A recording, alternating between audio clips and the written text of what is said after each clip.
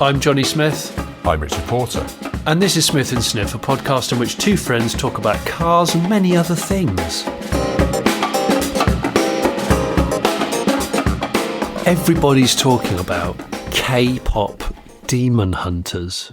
Yes. Does this mean anything to you? Oh my goodness, yes, it means something to me. It means every time I go on a car journey longer than 3 minutes, my children want to put the soundtrack album on. Oh really? So you've heard about it? Have I heard about it? Oh my gosh, I've seen. Do you know when you see a film but in pieces because it's on, but you're not really watching it? Yeah, that's the World's Greatest Showman. I've still never seen it, but I've heard probably all the music around it, and I know that guy sings in it, the Australian guy. I sometimes feel that certain films, you think you've seen them because they're so embedded in popular culture, and they have particularly got songs in them, like The Sound of Music.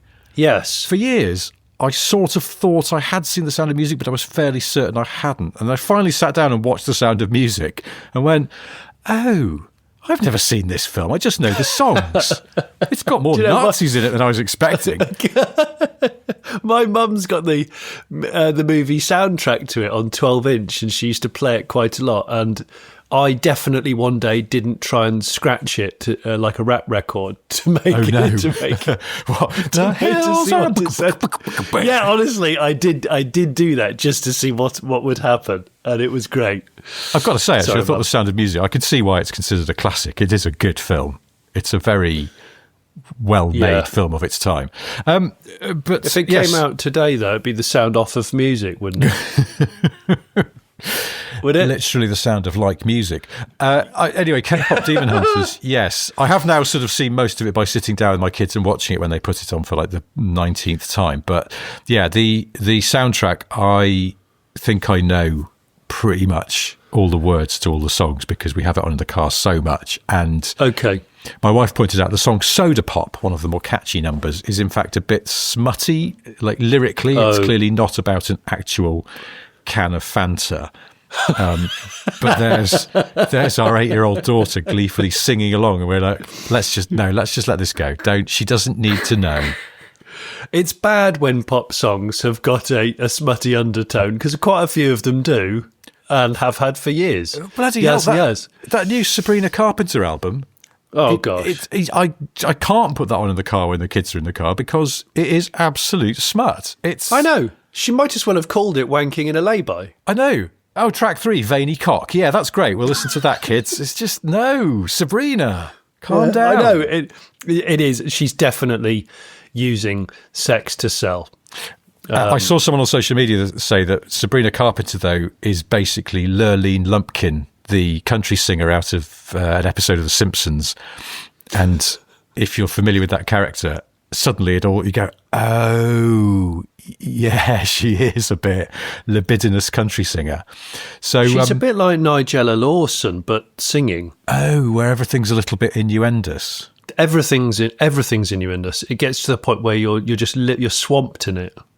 Yes, can't escape it. But sometimes I think Sabrina Carpenter sort of flips from double to single entendre, and it's a bit like. That's the part where you go, oh no, kids, I've just decided let's listen to K-pop Demon Hunters for the millionth time instead of this, because it's like, should we go, it's a wet night. Oh, well, it's a wet night, it's a hot night, and I want your penis. No, just leave it at the sort of, the double meanings, please. Yeah. Well, anyway, so I've got no idea, honestly, what K-pop Demon Hunters are, but every time I hear the mention of it, I can't stop thinking about two things. One, when they say K-pop, is it K-E-I? Is it very small Japanese car? Is it really small pop music? Is it that? No. It's a K, letter K. Short for Korean. Korean pop music, Demon Hunters.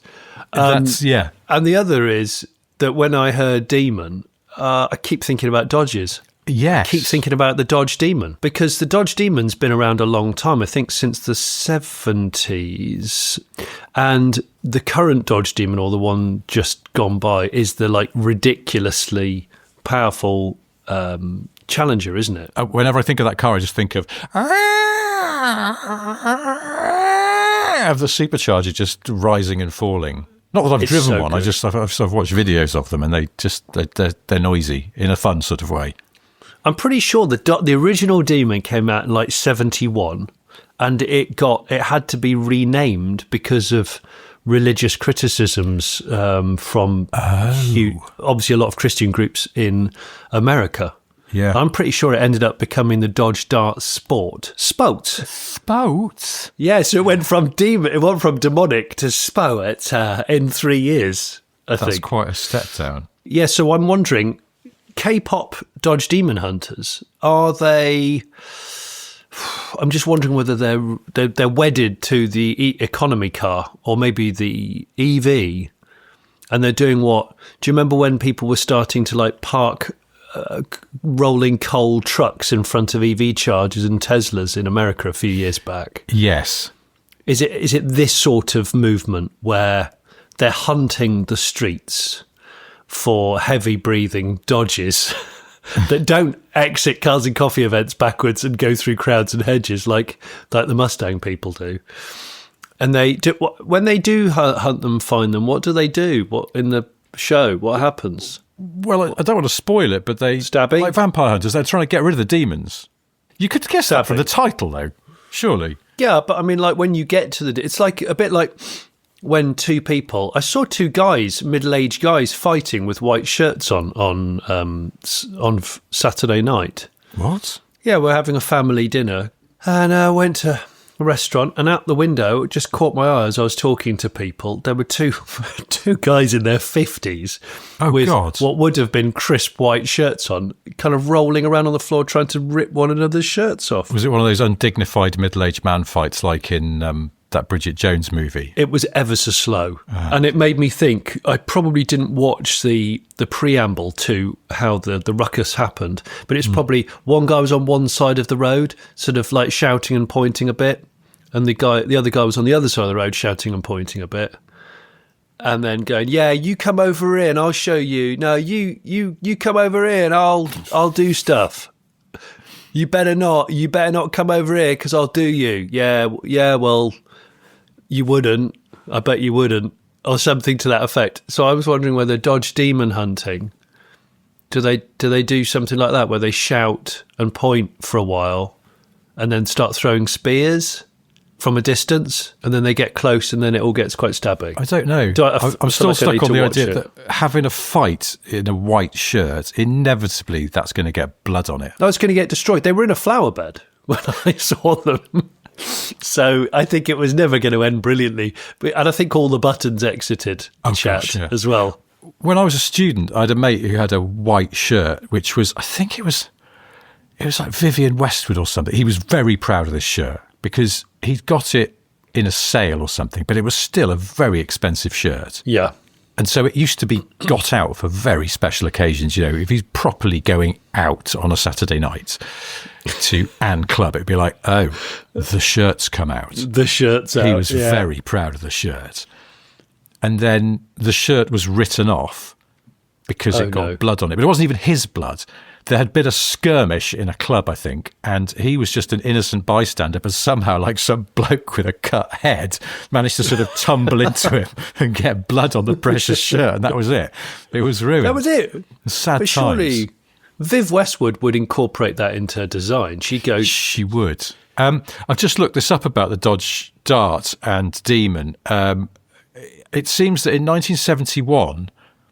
the Dodge marketing department was being run by Sabrina Carpenter because... Oh, gosh. What happened? This is Wikipedia. It says, the custom two-door hardtop coupe became the Swinger.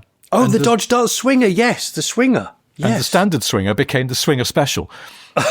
Dodge gained a version of Plymouth's popular Valiant-based fastback Duster, which was to be named the Beaver. Did it actually get called the Beaver? No, because when Chrysler's marketing department learnt that Beaver was CB slang for vagina, the vehicle was renamed the Dart Demon. Oh, wow. So it went from vag to demon. Wow. Yeah. Okay. There's nothing here about it, objections from Christians, but they did it. Then there were different sort of versions. Demon Sizzler was one of them. And there Demon is Sizzler. the Demon Spout as well.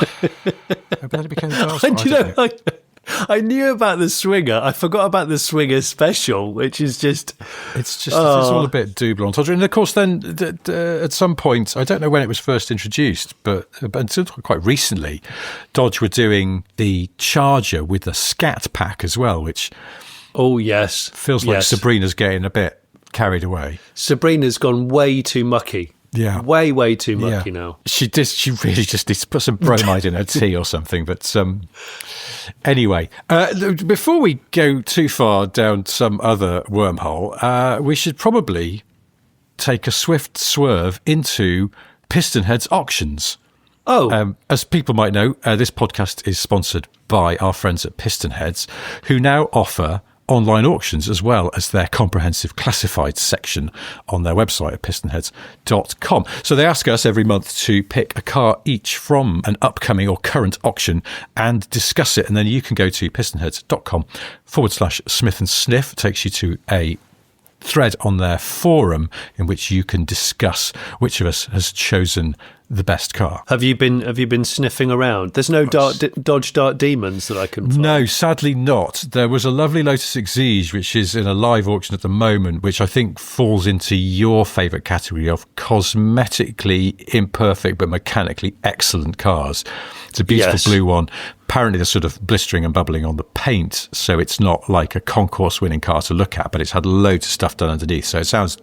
I was going to pick that, but then, unfortunately, my head was turned by a car which, by the time this show goes out, if those of you who were at the Bicester Scramble on Sunday just gone, will have seen this car on the PistonHeads stand. It's a 2006 Renault Sport Clio Trophy. Oh. I think the best hot hatchback ever in terms of sheer fun. It's just superb. But this isn't any Clio Trophy. This is the last one ever made. Is it really? It is number 500 of 500. Gosh, and, yes, I've just pulled it up. It was the weird thing about the trophy is because it was a limited edition model, but it was only for the UK. All 500 cars came here. Well, actually, that's not true. This Renault Switzerland suddenly went, oh, that looks like fun. Could we have some as well? So I think they made 100 for Switzerland, something like that. But the original batch of 500 were all right-hand drive UK cars. So this is the 500th of those. It's because we are hot hatch perverts, aren't we? Yeah. We always have been. Why wouldn't you be? It's what drives me nuts when you sometimes see people go, either refer to front-wheel drive as wrong-wheel drive, and you just go, have you driven a Clio Trophy? Because if you have, you'll never say that ever again. They're so good. And this one is particularly notable because it's the last of the batch of 500 made for the UK. That's great. It was given away in a competition, apparently. There was a raffle, according to the ad. And this is so good. The winner was presented with the car at the Renault F1 factory, by the sounds of it. So it's a bit special. It's also the fact that it's only got 37,000 miles on it, so it's not got an awful lot of mileage on it. Extensive service history too. I know we say this a lot, but this is an exquisite example of the mark. And it's also, there's a bit of find another because it's got 500/500 plaques all over it. Yes. Says a lot, right? Yeah. I mean, it really is. I love that. Gosh, that's really good. I'm poring over the pics now. I know. It comes with all the little bits and pieces you want: 2 keys, and original service book, handbook, radio instructions, warranty book, a CD-ROM which dates it immediately, and all its MOT certificates and invoices. It's the kind of car you'd want to buy because it's got all the bits and pieces, and it looks absolutely delightful. My one thing about this and why I'm absolutely itching for it is that you sort of go, oh God, would you feel bad for using it as it's meant to be used, as in driving everywhere with one of the rear wheels cocked up in the air if there's a hint of a corner? But I think you sort of got to get over yourself and just go, this is not a car just to sit in a garage. It's a beautiful driver's car. It's done enough miles for you to think, I'm not afraid to use it. It's not high mileage at all, but it's done some. If it had 1,500 miles on the clock, then it's just instant museum territory. That would be problematic, but this is enough that you go, okay, well, it's been used. And that's the thing, you wouldn't sort of use it as a daily necessarily. I'm sure you could, but as a bit of fun, just putting miles on it, but not, 12,000 a year, it would be great. There's the one detail about this car, though, that absolutely sells it for me in a weird sort of way is the thing that made the Trophy especially good compared to all of those other excellent Renault Sport Clios of that time is that it had these very tricksy Sachs dampers on it. Yes. They were unique to this version of the Clio, and they just added this extra level of sublime brilliance to the way that it drove. They are very expensive to replace. However, this had its dampers refurbished in June 2022, so that's nice.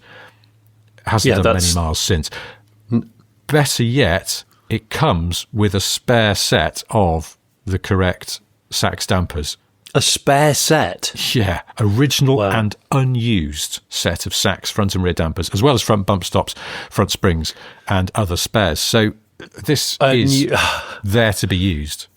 Unused Sachs. Well, on that note, I will say one thing I do like about the PistonHeads auctions is when you look at the photos, there's a whole photo folder called Documents, which I'm on now, and I am actually staring at the picture of the CD-ROM that you just referenced, as well as all the other important receipts.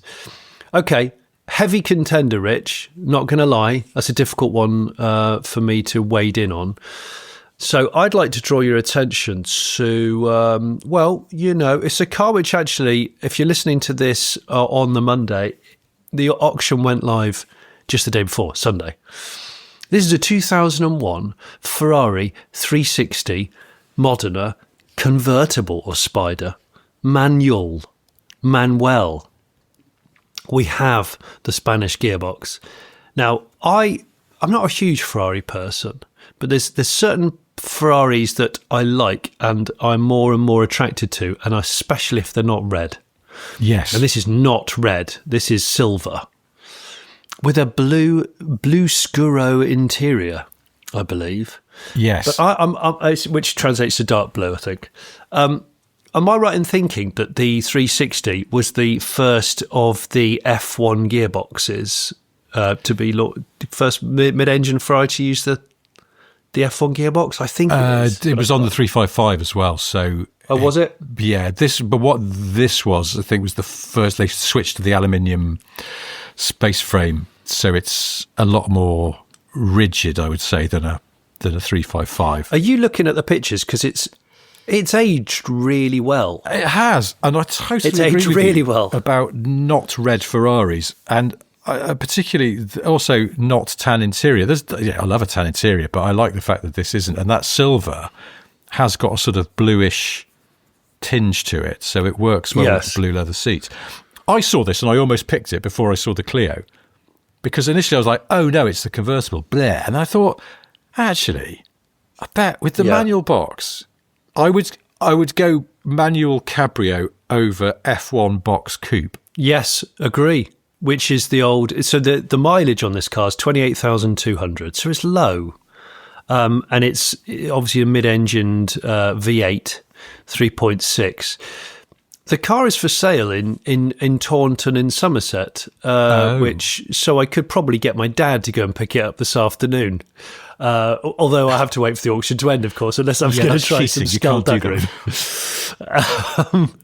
So not going to do that. But the a service in April 2023, the timing belts were done. And the ball joints were done at the same time, which was 24,400 miles. And the most recent stamp in the service book was Christmas 2024. So it's looking really good. It's on Pirelli P0 Asymmetrico 18-inch tyres. Got the original. I love those 5 spokes. Can I just say that? Again, they've aged really well.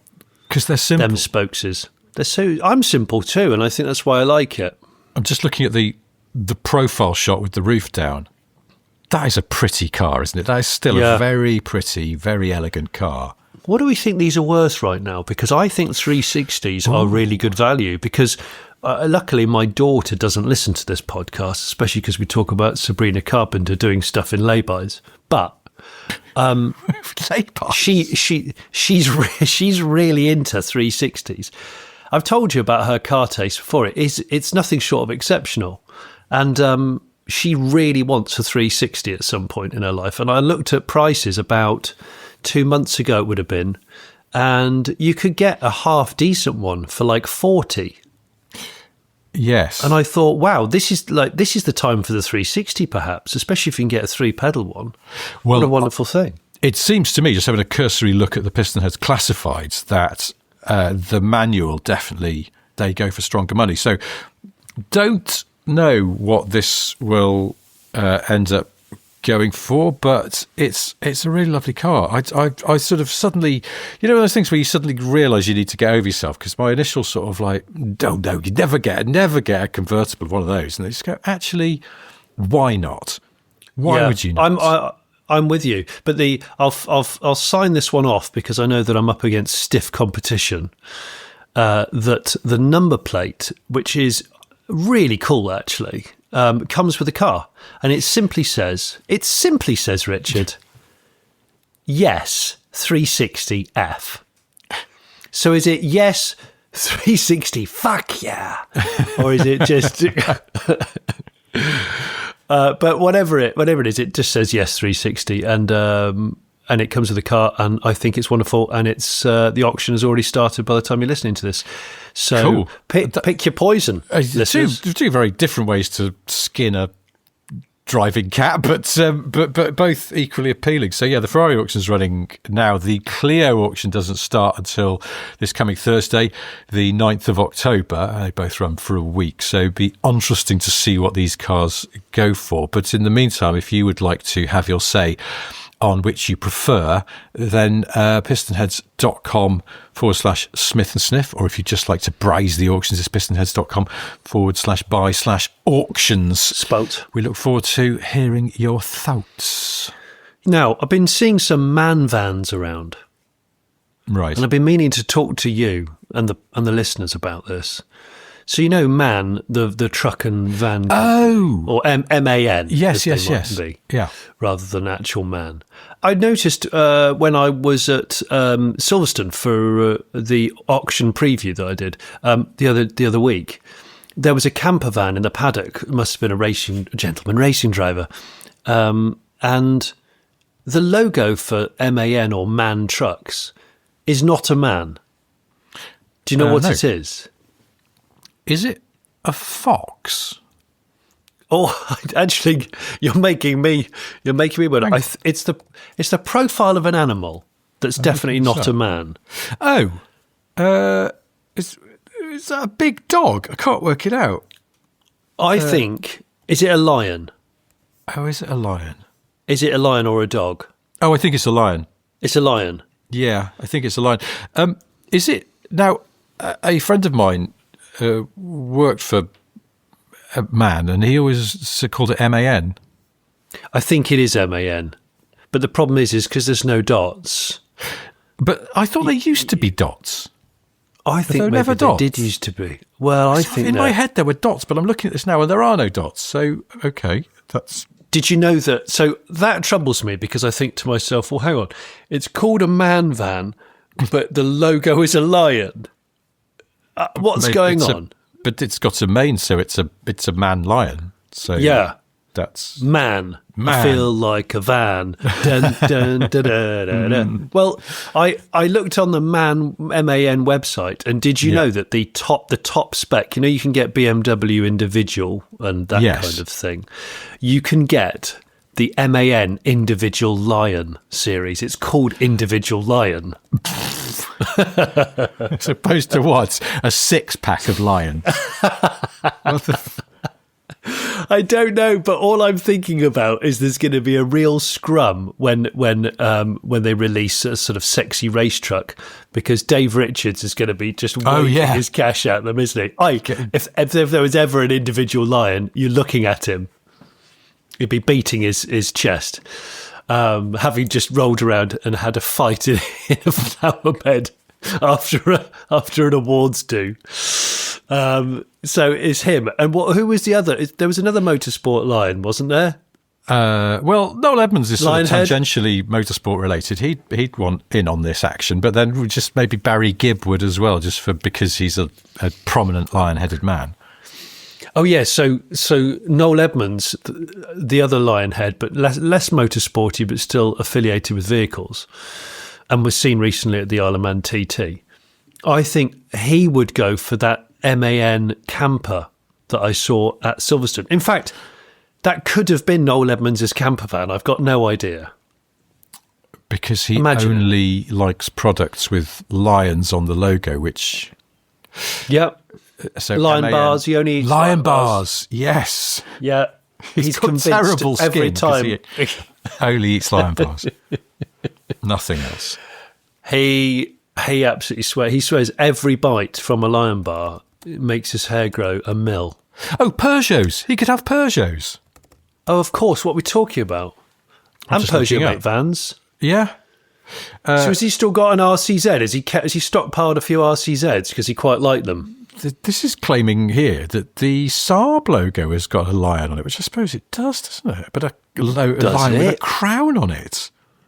What? I'm going to have to study. Which makes it the King Lion. And also the Holden logo seems to have a lion on it, and so does the Proton badge. What? There's so many lions. So of course. Noel can have a whole fleet of vehicles based on this. Hang on a minute. The Saab logo, that's the blooming griffin. Oh, that would be it, wouldn't it? Yeah, because... That's a griffin, hang on, not a lion. A griffin is a lion-headed creature, though, right? So that sort of counts. Are you referring to Dave Richards as a lion-headed creature? Yeah, well, he sort of is, isn't he? Yeah. There's loads of lions. Yes. Vehicular lions. Vehicular lions. Surprising number of vehicular lions. Gumper. Is Gumper a lion? Oh.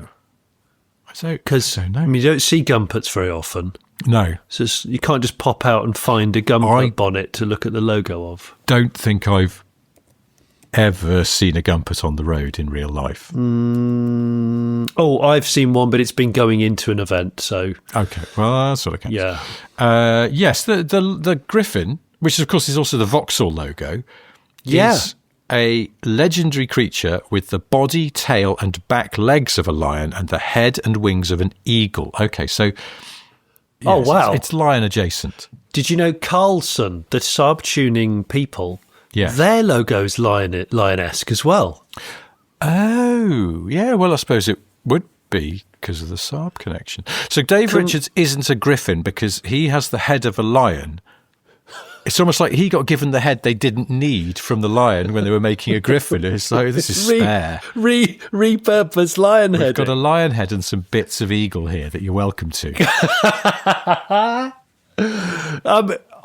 I feel like the Smith & Sniff logo now needs to be revised, and we need to incorporate a lion into it in order to feel like we're part of the gang. I mean, it's definitely, it's... I was going to say it's what all the cool kids are doing, but it's Is it? It's a mixed bag. Anyway, oh no, actually, talking of logo, sort of, a couple of weeks ago, was it? We were talking about the building maintenance company Mighty. Yes.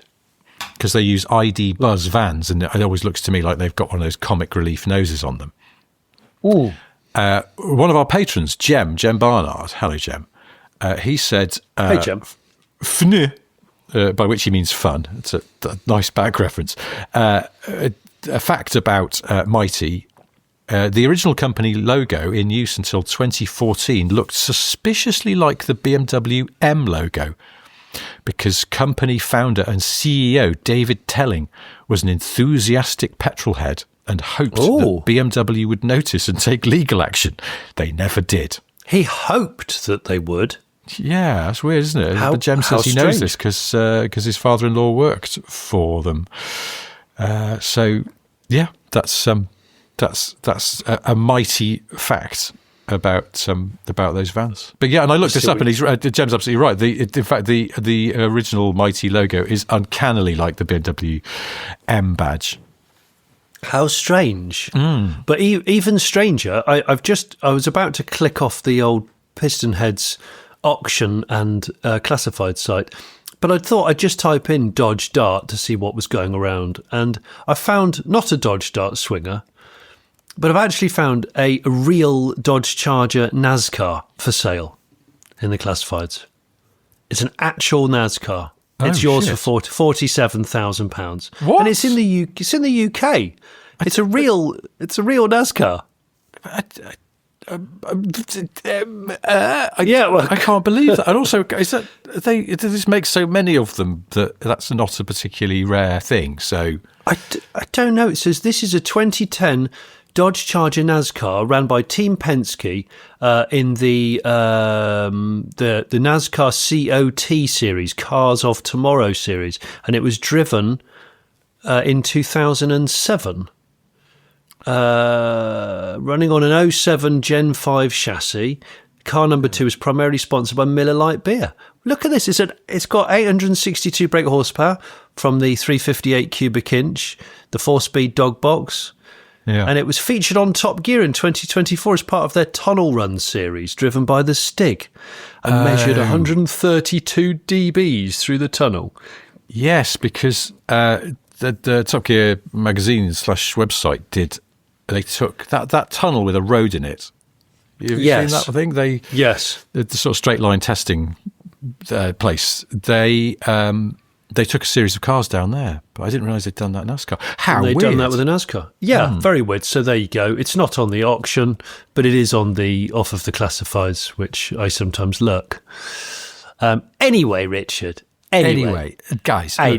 Look, listen. I was going to just invite you to briefly step over to Book Corner once again. Oh. Because I've got a couple of books I want to talk about that I've read recently. The first one is, I've told you about this, but actually haven't I? Because it's so up your street, and I will give you my copy at some point. It's called Foxtails, Spoilers and Mullets, German Tuners from the 80s.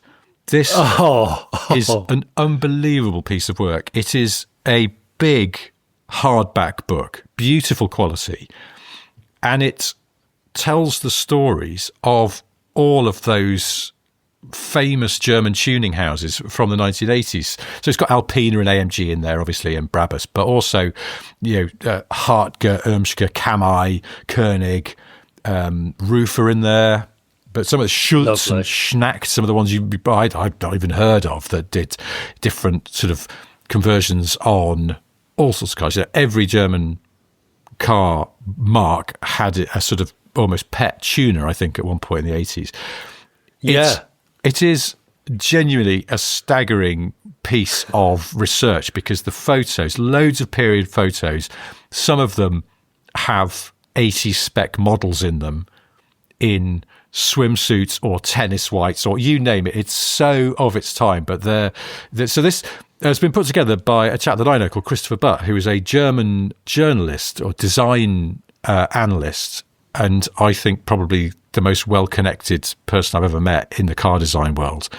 He writes about classic and contemporary car design, including for The Road Rat, which is how I know him. But he's put together this book.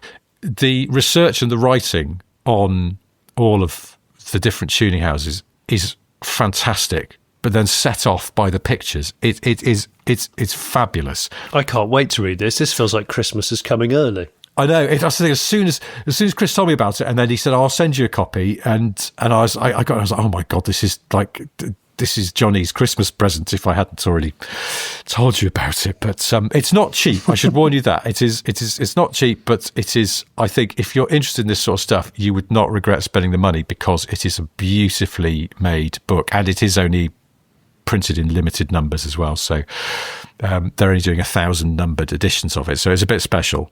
But I wanted to mention it because if you're interested in that era of stuff, it's well worth it. It's a lovely book, but also it's some incredible cars in there. Well, that's exciting. I love that. Yeah, it's I keep going. I've got it in my office. So I just keep going back to it. At an idle moment, I'll just keep going back to it. I'll just open it at a random place and just enjoy whatever I've found because it's all good. So much plastic and skirting and neck slats, and that's the thing. And very vibrant colours sometimes, but also a lot of white. A lot of all white cars, often with white wheels. I like a white wheel. I saw a black Mr. 2 the other day, second gen Mr. 2. Yes. Really, really good condition bodywork. I think it was a turbo. And it had gloss white wheels. I mean, ice white, polar white wheels on a black car. And it looked wonderful. I suppose it looked so refreshing compared to all the murdered out rims that people are ordering on their cars nowadays. It actually works so well. When I was briefly toying with buying that Mark I Twingo, which you should still. Well, I know, but anyway, it's black and it's on some sort of replica mini lights, which are okay, but probably not entirely to my taste. And the guy selling it had still got the original steel wheels, but not a complete set of original wheel trims. And I thought one of the things I would do if I bought that car was maybe just have the original Steely sprayed white. And I thought that might look quite good on a black car. Yeah, it would. It genuinely would. Yeah. Anyway, before we leave Book Corner, the other book I wanted to talk about is the latest from a chap called Rich Duisberg, who people might know as the author of Confessions from Quality Control. Do you remember that? Which was about his time working and visiting various car factories in the job that he did at the time and seeing the various, sometimes quite worrying and half-assed ways in which cars were put together. That is a brilliant book, and if you haven't read it, then I would highly recommend it. Confessions from Quality Control. It's from about 10 years ago now, but it's still very, very funny, but very interesting as well from a sort of car point of view.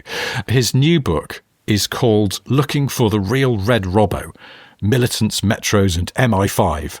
Who was Derek Robinson? And it's about, as you probably guessed the title, the infamous Red Robbo, the union leader who was blamed for many of the strikes that almost killed British Leyland in the 1970s. I've got a copy of this. Have you? Yes, and I'm working my way through it slowly because I read 3 books at once, so my progress is slow. Yes. I'm a slow reader as well, though, I might add.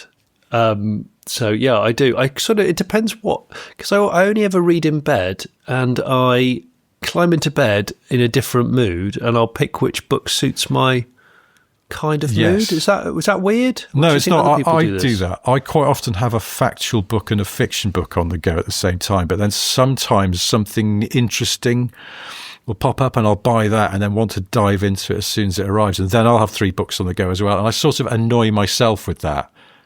Yeah, we'll try and commit to one. But I do.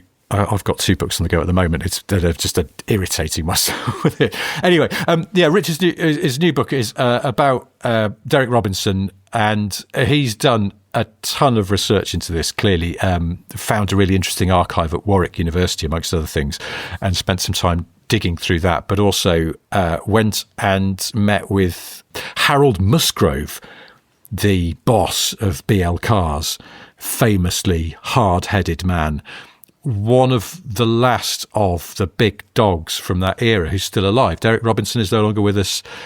Michael Edwards is no longer with us.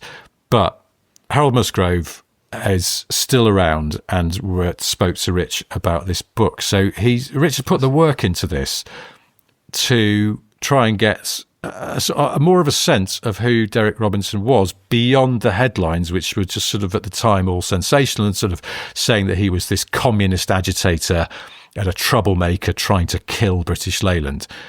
And Rich has taken a sort of more thoughtful, careful look at the man and his life. So it's the kind of book I wish I'd written, but I'm too lazy and incompetent to get round to it. So I'm glad that Rich has instead. I wouldn't say that, but yes, there's no doubt that putting a book together like this, or like the one before regarding mullets and German tuning. Yes, again. The homework needed, the back work is enormous. This is the thing. There's, it's unless you're a celebrity these days, it's very hard to make a living writing books. And the unfair thing is that most celebrities who write books, that's not their day job, but that's how you get a big publishing deal. So these kind of books, both Rich's book and Christopher Butt's book, they're as much as anything, they're a labour of love. And that's wonderful that people still put that work into stuff. And so it's the least we can do to mention them on this podcast and encourage you to go and buy them. Yeah. And I know we've said it before, but our friend, my ex-boss, Jason Barlow, his book, The Atlas of Car Design. Oh my God. Which is a hefty thing, the world's most iconic cars. Have we talked about that on the podcast before or not? I feel like we should have done if we didn't. I think we did talk about it when it launched, did we? Which was probably end of 2023, I want to say. But yeah, Barlow, he's an amazing writer anyway, and motoring journalist. And this book is it's a sizable hardback, but the sort of thing you'd really cherish in your house, in your mid-century house. God, yeah, it would look great in a mid-century house. And I was Wouldn't it? I was going to say, Jason is not only a brilliant writer, but he is a man of great taste. He put, I know, an awful lot of work into this book. So again, it's one of those ones. It's not a massive print run. It is extremely high quality in the way it's produced as well as the way it's written. So it's not cheap, but I think it's worth it if you love car design. It is meticulous. Extremely meticulous in the presentation throughout. I must say that while you were talking, my phone bleeped to tell me that there was a message from someone, and normally I ignore that when we're recording because I'm a consummate professional. Yeah. However, this message has just come in from a friend of mine called Ross Cree, who's the guy that kindly put me in touch with the owner of the Hillman Avenger rally car that Colin McRae first took on a rally. That was his first rally car, which was an ex-Paris Motor Show Hillman show vehicle. He's just messaged to say, I'm outside the gates of the Ferrari factory in Maranello. I can't believe it. A mint condition Rancho has just driven by. It was silver with orange and black decals. Unfortunately, I was getting off the bus at the time and I couldn't get my phone out. He's just seen an immaculate Rancho in Maranello. Wow. Huh. That's cool, right? What are the That's chances? a spot. I don't know. Brilliant. I have to update people, though. Something which I meant to mention right at the top of this podcast, because it's very exciting, is that work has started in earnest on my Metro Turbo. People keep asking. We get so many emails, which are usually about something else. And at the end, they'll go, "What's going on with the Metro, Rich?" Whenever I've been at car events and things over the summer, people go, "Where's the? Have you brought the Metro?" And I was like, "Well, I have to explain. When obviously you found the Metro in that garage, Yeah, I agreed to buy it. Then it sat for 30 years, and although it is eerily immaculate, obviously it's sat. You don't want to just jump in and rag it. I wanted someone to go through it and make it as turnkey usable as possible without thinking, oh God, when was the clutch last changed? Oh, well, probably should have looked to find out if the fuel tank's corroded and all this sort of stuff. So regular listeners and regular viewers of the Late Break Show probably know about Retro Power up in Hinckley. We've mentioned them a few times, haven't we? And if you follow them on Instagram, they do excellent videos of what's going on in their workshop, and they do these fabulous resto mods. They're not even resto mods, are they? They're kind of beyond that, because they're sort of recreations almost of mythical beasts. They're envelope pushers. Well, you always said to me, or you won't believe that there's two brothers, isn't it, that run Retro Power and own it? Yes. And you've always said to me, their attention to detail is ridiculous. And then it's obsessive, yeah. Yeah, well, so I finally went up there and met them and saw what they're working on in their workshop. And I was a bit like, oh, okay, right, I see what you mean now. It's mind-boggling. Including the one they're putting on their Instagram a lot at the moment, that pair of Allegros that are actually Integra Type Rs underneath. Yes. And yeah, they're a chassis swap, exactly. I think my absolute favourite detail about those cars is that they have recreated a Quartic steering wheel, but with a much fatter rim. Yes. And it's much smaller. So it is a sporty Quartic, effectively. Actually looks quite modern because all car steering wheels have gone a weird shape now. But It's so true. With a perfect, Yeah. it is. They've replicated the shape and contours of the centre boss and everything, but it's all beautifully leather wrapped. So it sort of looks like a Quartic wheel from an Allegro. Just that kind of stuff that they do. The whole dash on that car is totally new, but yet when you first see a photo of it from the distance, it looks like an Allegro, a very clean Allegro interior. Yeah. And that's what they like. Then you go closer and you think, oh, those are plastic switches. And you go, no, they're not. They're all billet switches that have been anodized black. Yeah. So they play down the immense workmanship that goes into all this stuff, which is really only appreciated by nerds and saddos like us. But that's real, like, customizing. And yes. Well, take note, people who like vinyl wrap and paint calipers a different colour. That's not really customizing. Put some of that carbon fibre wrap over things it's got a bubble in it. That's the opposite end of the spectrum from what they do. But then, so it turns out that Retro Power now have a sister company called The Den, also in Hinckley in Leicestershire. And it's more of a maintenance and restoration place for what I suppose we'd call modern classics, sort of 70s, 80s, 90s stuff, particularly. So the Metro's right in the sweet spot. And they said, we can take this on. This is exactly what we do. And so the first thing they do is they take the car in. And the reason it's only just started now is because they're busy. So they went, oh, we can work on this, but it'll take a while. It's fine. I was like, there's no rush. I'd rather this car was right than just zooming about it until something breaks. So the first thing they do is they take it in and they do this. They said, we do this report on it, which you have to pay for, but we think it's worth it because it will give you a complete overview of the state of the car. And I went, yeah, that'd be great. Okay, this sounds like it's worth doing. I got this report back and I was like, oh my God, it's molecular. It's just so detailed and gives you this absolute overview of everything that might need doing and everything equally that is good, as good as you'd hope for, certainly in my case. And the news was good. The news was mostly good, but obviously things I expected, the hoses should be replaced, fuel system flush, all this kind of thing. Hydraulics, yes. Yeah. And what was interesting was I then went up and saw the car in their workshop. And it was quite good. So Nick, who runs the place, who used to work at Tolman, who do those beautiful 205 GTI sort of restorations and updates.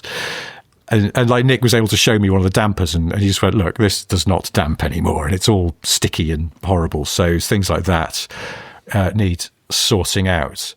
But what was really fascinating was also seeing the other cars that were in their workshop. There's an MGF in there that someone had bought new, used as their car, then got something else. So they decided to turn the MG into a track car, and they'd had it as a track car for years. And then suddenly they'd gone, I found this from new, and it's an original MGF. And a lot of them have fallen by the wayside for various MGF reasons.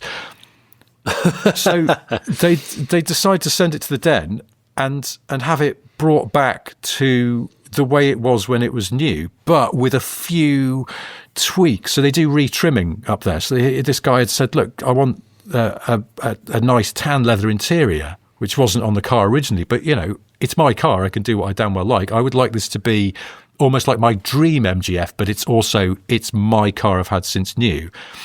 And so that's what they're doing for him. And then further down the workshop, there was a Lexus IS300 Estate.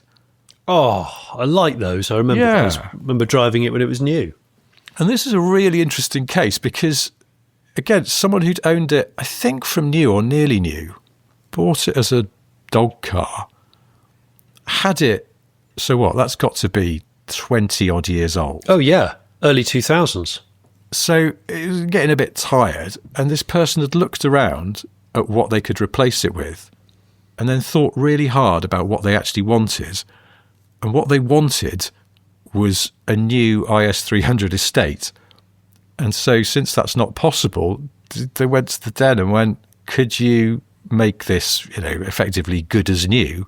Because I just want this car, but I don't want it to be tired anymore.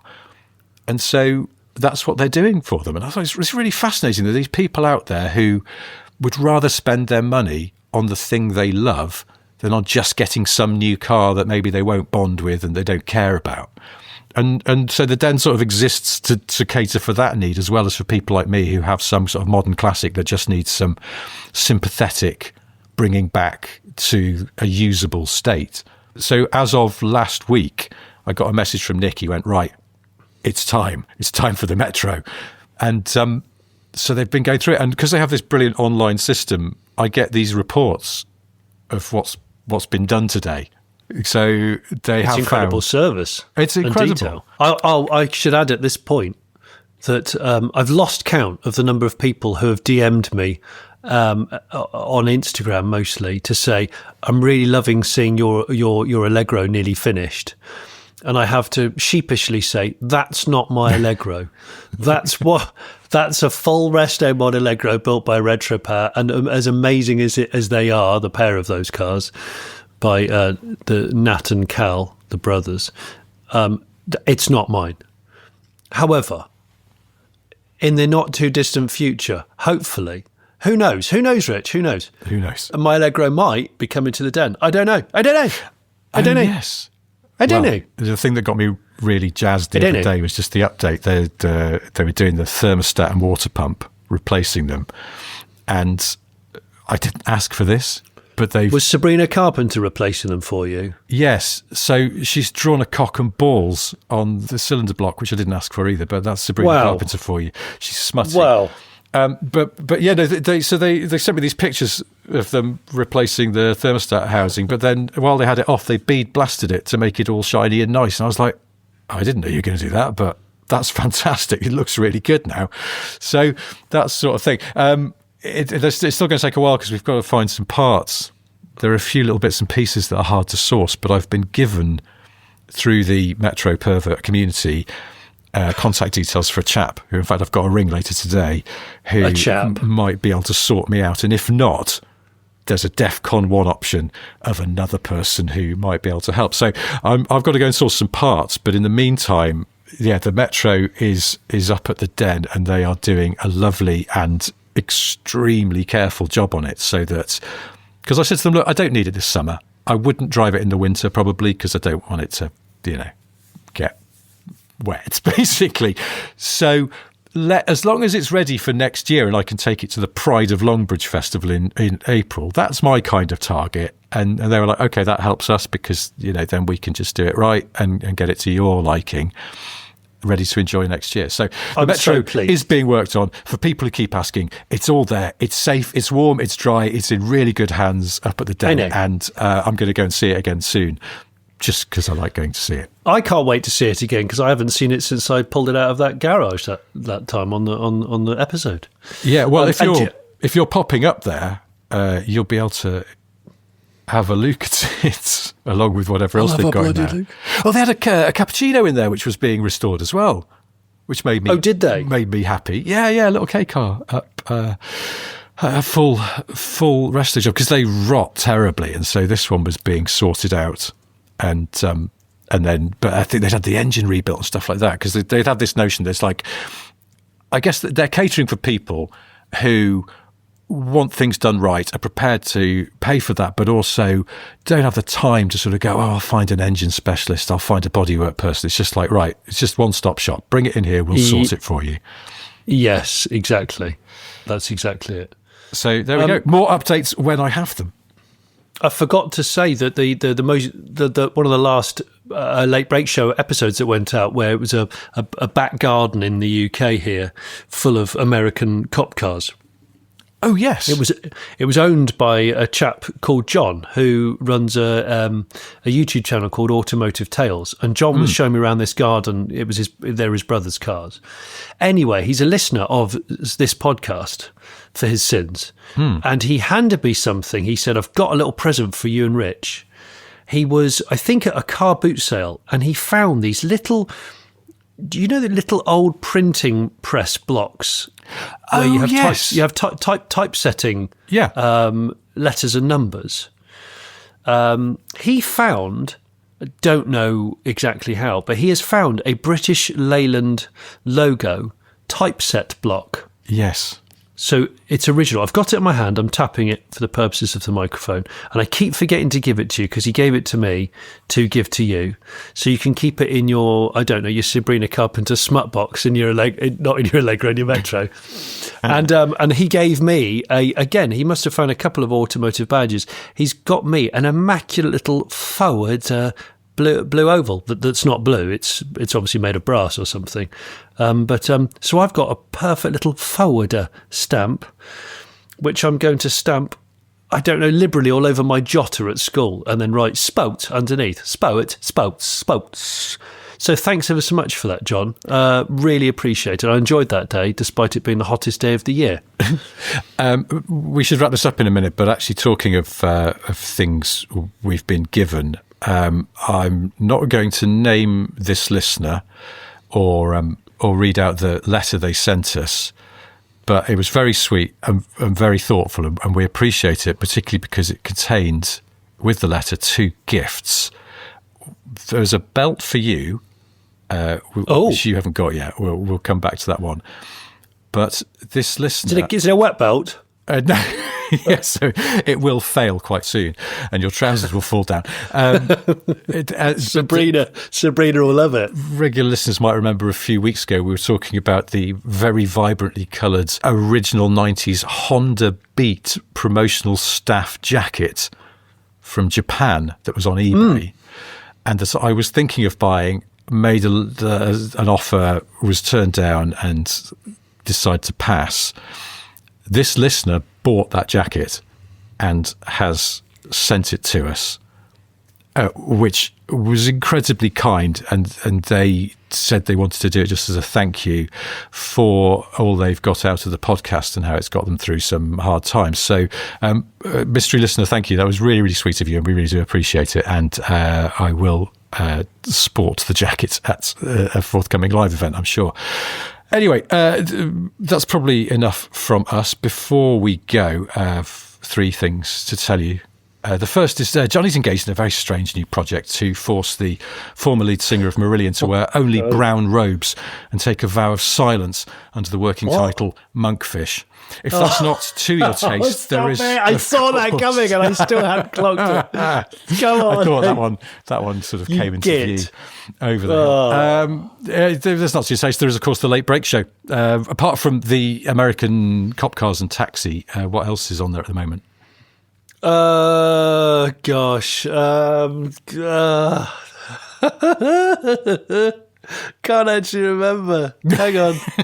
I know. You always get me every time. I know. The episode which has just gone out is a Honda E, if you remember the Honda E, which was obviously one of the most talked about cars when it emerged in 2020. There's a company that build wide body kits for them. And they make it look more JDM than anything that's coming out of Japan, and yet they're based in the middle of nowhere in a Welsh valley.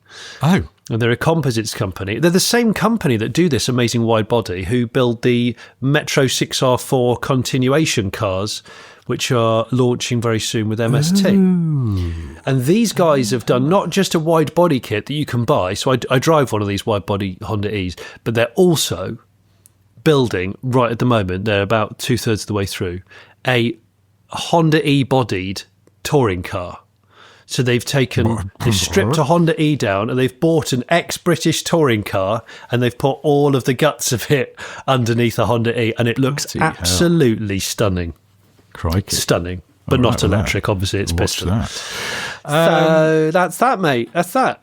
A second thing I wanted to tell you is, speaking as we were earlier about books, I've got a new book coming out. It's called Petrolhead. It's a compilation of some of my Evo columns from the last 22 years that I've been an Evo columnist.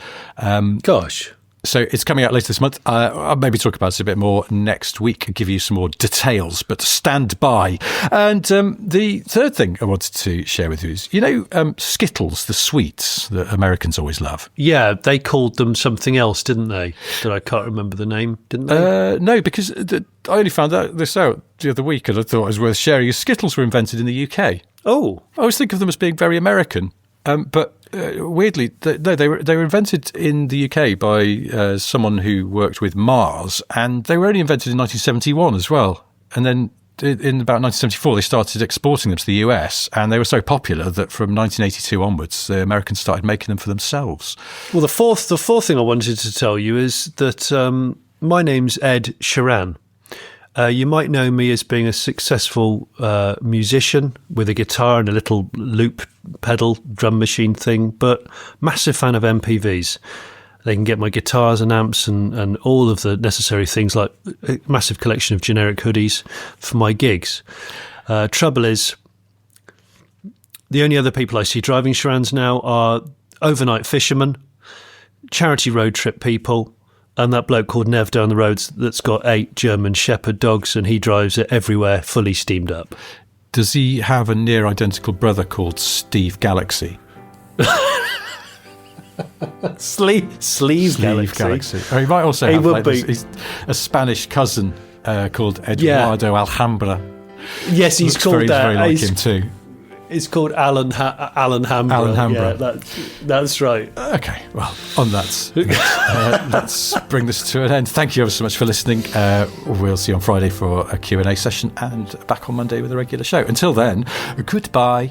Cheers, mate. Thanks, mate. Bye then. So you've enjoyed this podcast, but you've had a thought. Is there a way here today that you could show support? Well, you could join our Patreon. What wonders that it brings. Early shows and extra notes on that side of things. You could buy our merchandise. We've mugs and hats, but still no ties. One day we will make those pies, but in the meantime, guys, hey guys, like and subscribe, and maybe leave a nice review.